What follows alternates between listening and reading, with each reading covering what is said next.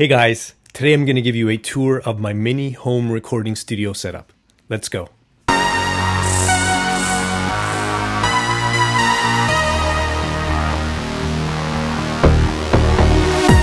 This is where I record, produce, and compose all my music for film and television work. It's a small setup, but it's really all I need. So here I have my MacBook Pro. I really wanted something powerful and compact that I can really take anywhere. And this computer has been the best investment for me. It's a 13-inch MacBook Pro with 16 gigs of RAM and a 500 SSD hard drive, and it's really enough to open and produce and mix and master absolutely any session. I haven't run into any issues or any hiccups with the software Cubase that I'm using. On my main screen I have the arrange window, and on the secondary screen, which is just a cheap BenQ monitor, I just permanently have that set to the mixer on Cubase. Next, I have my audio interface. It's an old interface with probably outdated drivers, but it works fantastic for my setup. It's a Tascam Uh-7000.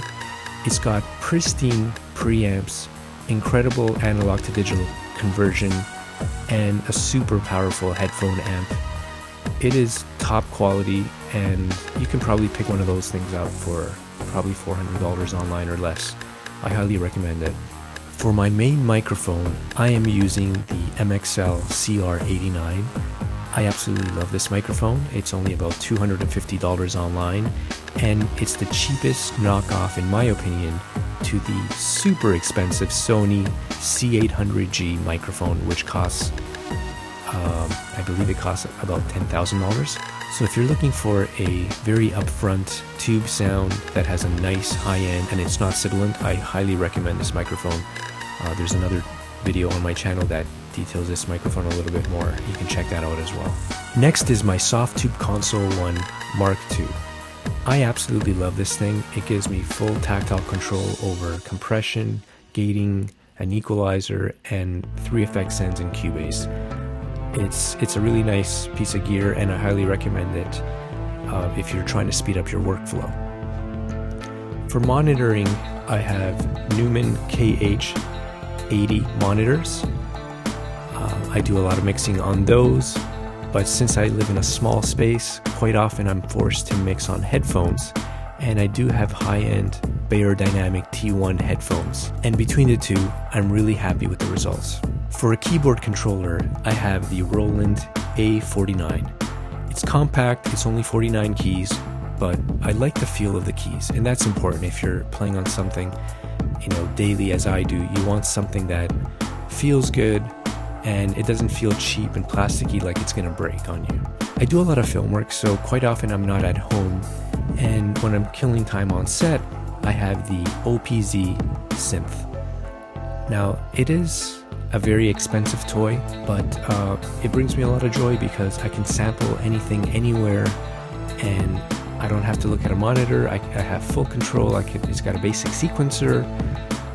If you're looking for an expensive toy, it's pretty cool. But otherwise, don't get it. It's quite expensive. So that's it, guys. That is my home studio tour. It's very small. It's in a corner of my living room, but it works. And all my productions that I do for film and television, a lot of my stuff has been featured on TV shows like Keeping Up with the Kardashians, Storage Wars, American Airlines commercials. Like, my music is all over the place, and people don't have to know that I didn't use a big studio to achieve those results. It's a lot of practice, a lot of dedication, but you can get there. And I always want to stress, you do not need to spend a lot of money on a recording studio setup. In case you want to know what's the absolute cheapest setup that you can get, I have another video on my channel that details the cheapest gear that'll give you absolutely professional results. Now, I've used all that gear myself, so I have experience with it, and I can tell you that it sounds great, and you can have an entire recording studio setup fully workable for about $1,600 or less. So be sure to check out that video, and also be sure to subscribe and like this video. Thanks. I hope you enjoyed this video, and I'll talk to you soon.